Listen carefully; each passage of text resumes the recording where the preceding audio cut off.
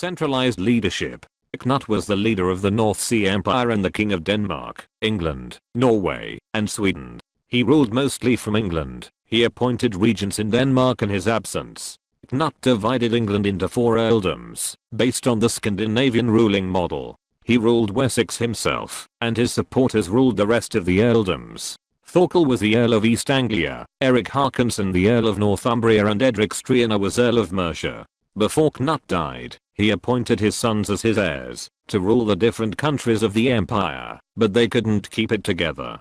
Vast territories. The North Sea Empire was very vast.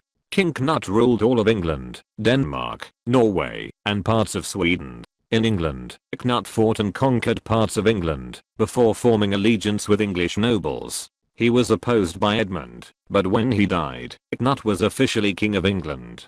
Knut reclaimed Denmark when his brother, King of Denmark, died childless. When Olaf II, King of Norway, tried to conquer Denmark, King Knut defeated him and drove him from his throne. In Norway, Knut managed to get oaths of allegiance from the chiefs there, and he therefore became king. King Knut also ruled the Swedish city of Sigtuna.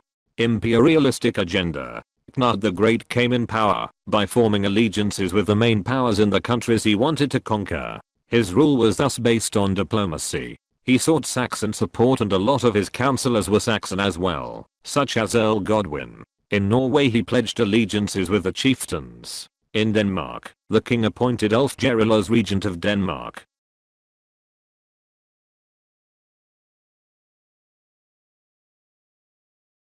Diversity. Christianization was in progress at the time that Knut became ruler of this empire. Knut himself was baptized and named Lambert. He ruled as a Christian king and tried to persuade his pagan subjects to convert to Christianity. His subjects were mostly Scandinavian and Saxon people.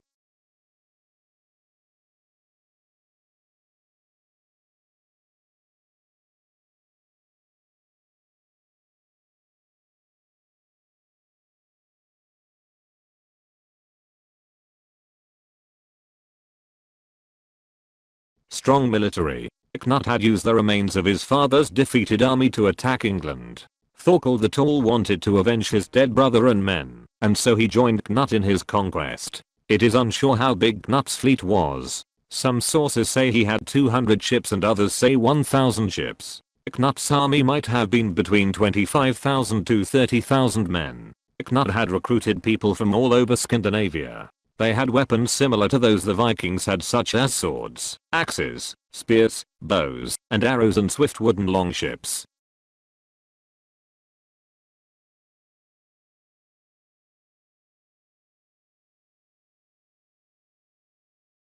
Standardized currency. Knut empowered the currency of his empire by issuing a series of coins that were of the same weight, and they were being used in Denmark and in other parts of Scandinavia.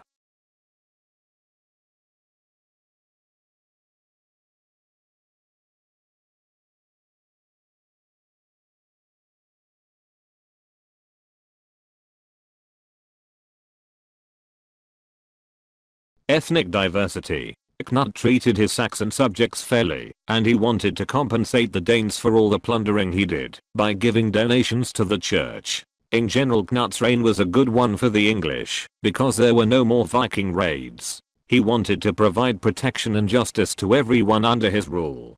Knut also allowed intermarriages between Dane and Saxon nobles. Expansionism. At first Knut conquered England, and subsequently he inherited the crown of Denmark from his dead brother. He then gained control over Norway and parts of Sweden when he dethroned its king.